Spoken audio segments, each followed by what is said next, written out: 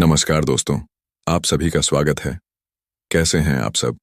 अगर सब अच्छे हैं तो कमेंट बॉक्स में जय माता दी जरूर लिखें। आज हम बात करने वाले हैं जीवित पुत्रिका व्रत यानी कि जीतिया व्रत की। यह व्रत कब करना है, कौन लोग रख सकते हैं, नहाए खाए से लेकर पारण तक इसके नियम और पूरी विधि क्या है, सब विस्तार से जानेंगे। सबसे पहले जान लीजिए, जीवित पुत्रिका व्रत हर साल आश्विन माह के कृष्ण पक्ष की अष्टमी तिथि को रखा जाता है।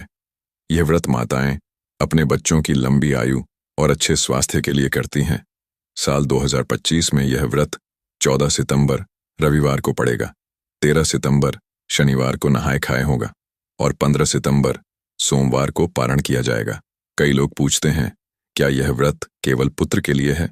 तो इसका उत्तर है नहीं, यह संतान के लिए रखा जाता है। बेटा हो या बेटी, दोनों के लिए यह व्रत किया जा सकता है। यह व्रत 3 दिनों तक चलता है। सप्तमी को नहाए खाए, अष्टमी को निर्जला उपवास और नवमी को पारण। अब बात करते हैं नहाए खाए की। इस दिन महिलाएं स्नान करके शुद्ध सात्विक भोजन करती हैं। लहसुन प्याज नहीं खाया जाता। कुछ घरों में मछली खाने की परंपरा भी है। जिनकी सास जीवित हैं वे सामान्य सात्विक भोजन करेंगी।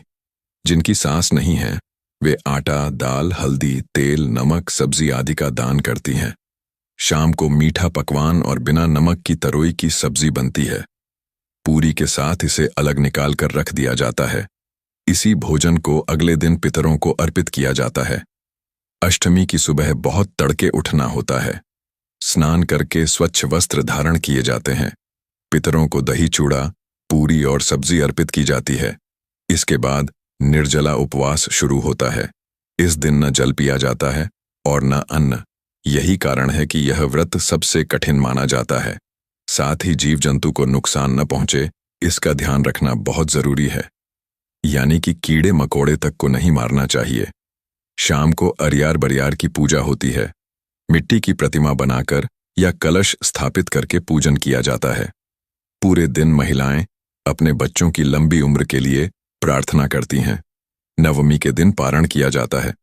सुबह स्नान के बाद दान करने की परंपरा है। चावल, दाल, आटा, नमक, तेल, मसाले सब दान किए जाते हैं। इसके बाद बच्चों को जीतियां पहनाया जाता है, धागे में गांठ लगाकर। सोने की जीतियां हो तो भी धागे का जीतियां शुभ माना जाता है। पारण हमेशा गर्मागर्म भोजन से किया जाता है। कहीं दूध चूड़ा खाया जाता है, कहीं खड़ी चावल या दाल भात पकोड़ा। हर घर की परंपरा अलग होती है, लेकिन एक बात तय है, बासी भोजन से पारण कभी नहीं करना चाहिए।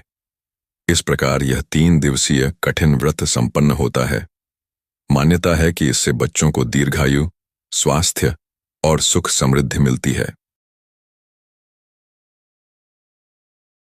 हरे कृष्णा, जय श्री हरि। आज का यह विशेष व्रत हमारे धर्म का अत्यंत पवित्र अंश है। हिंदू धर्म में व्रत का बहुत बड़ा महत्व है। व्रत का उद्देश्य न केवल ईश्वर की आराधना करना होता है, बल्कि इससे जीवन में अनुशासन, संयम, आध्यात्मिक उन्नति और समाज में नैतिकता का प्रसार होता है।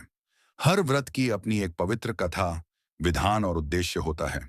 इसी कड़ी में हम बात कर रहे हैं जीवित पुत्री व्रत की। इसे ज्वत पुत्री व्रत भी कहा जाता है। यह व्रत खासकर माताएं अपने पुत्र के दीर्घायु, स्वास्थ्य, सुख समृद्धि और भले भविष्य की कामना से बड़े श्रद्धा भाव से करती हैं।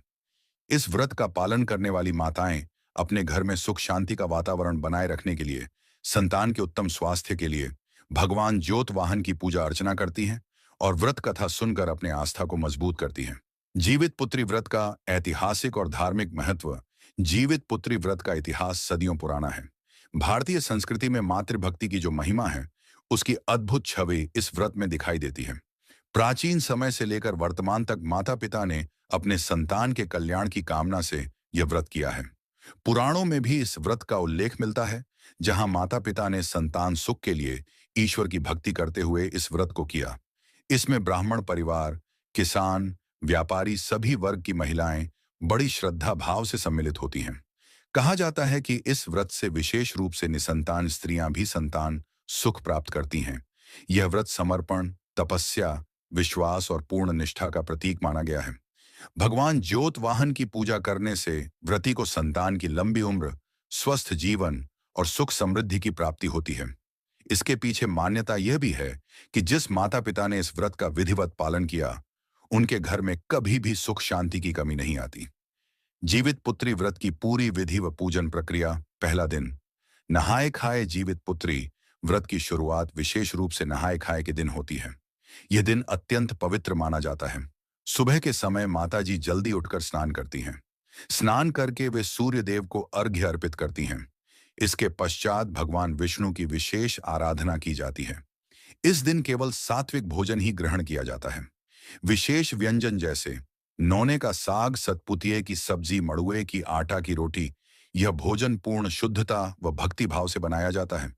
रात्रि में फिर से पकवान बनाया जाता है, जो पूरे दिन भूखे प्यासे रहकर व्रती द्वारा ग्रहण किया जाता है। दूसरा दिन, ज्योत वाहन की पूजा। दूसरे दिन संध्या समय स्नान आदि से निवृत्त होकर व्रती अपने घर में ज्योति वाहन देव की पूजा करती है। पूजा के लिए मिट्टी के चिल्हों से जीवित वाहन बनाए जाते हैं, जिन्हें विधिपूर्वक सजाया जाता है। साथ ही मिट्टी से बने सियार, घोड़े की भी प्रतिमा बनाई जाती है। माताएं लाल या पीले रंग का धागा पहनती हैं, जिसे जूतियां कहा जाता है। पहले यह धागा अपने पुत्र के हाथ में बांधा जाता है और फिर स्वयं धारण किया जाता है। पूजा के समय कथा का वाचन अत्यंत महत्वपूर्ण होता है। कथा में माता पिता की श्रद्धा, तपस्या, संतान सुख की प्राप्ति की महिमा और भगवान ज्योत वाहन की महिमा का उल्लेख होता है। कथा सुनते समय व्रती ध्यानपूर्वक सुनती हैं और हर एक शब्द को हृदय में बिठाती हैं।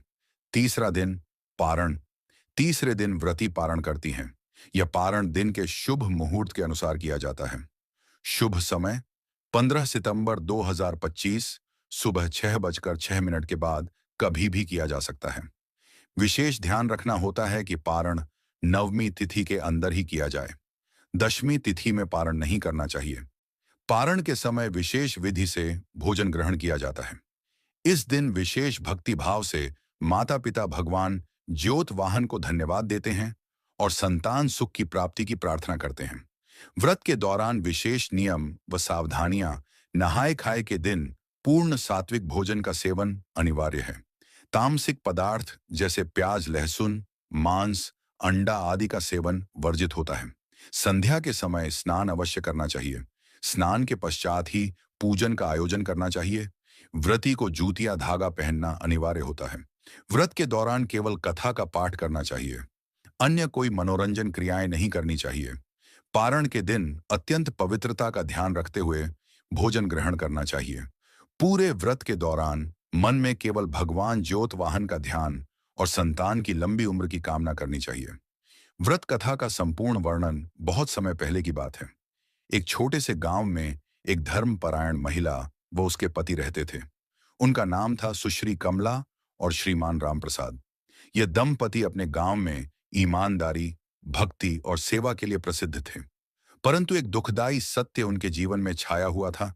उनका कोई संतान नहीं था।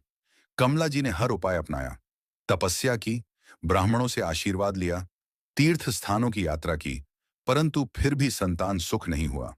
एक दिन उन्हें गांव के एक बुजुर्ग ब्राह्मण ने सलाह दी, हे देवी, भगवान ज्योत वाहन की भक्ति से आप संतान सुख की प्राप्ति कर सकती हैं।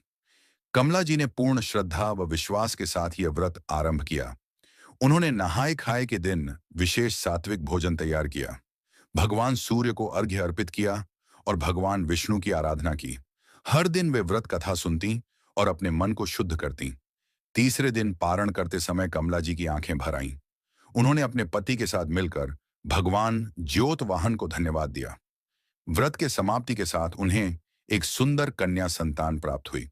इस संतान के साथ उनका घर सुख समृद्धि से भर गया।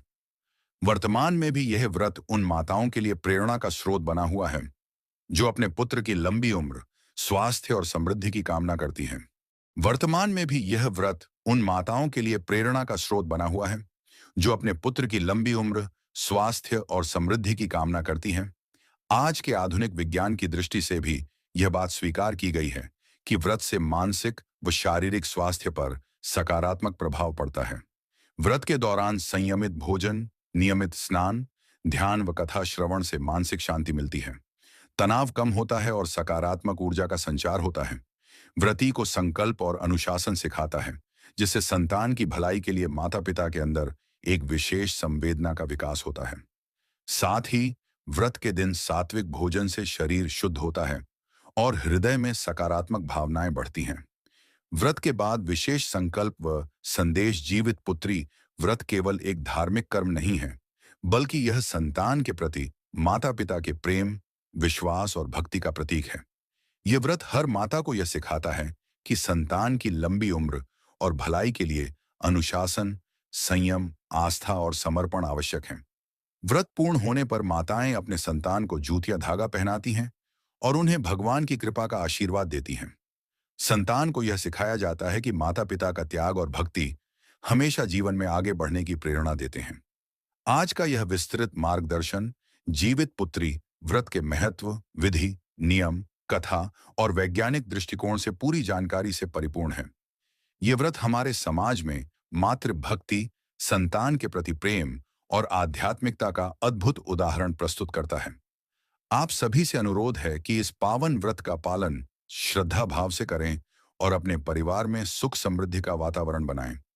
अगर आपको यह जानकारी उपयोगी लगी हो तो कृपया इसे लाइक करें, शेयर करें और कमेंट बॉक्स में हरे कृष्णा, जय श्री हरि लिखें। हरे कृष्णा, राधे राधे। हम अगले वीडियो में फिर मिलेंगे। तब तक के लिए जय श्री हरि।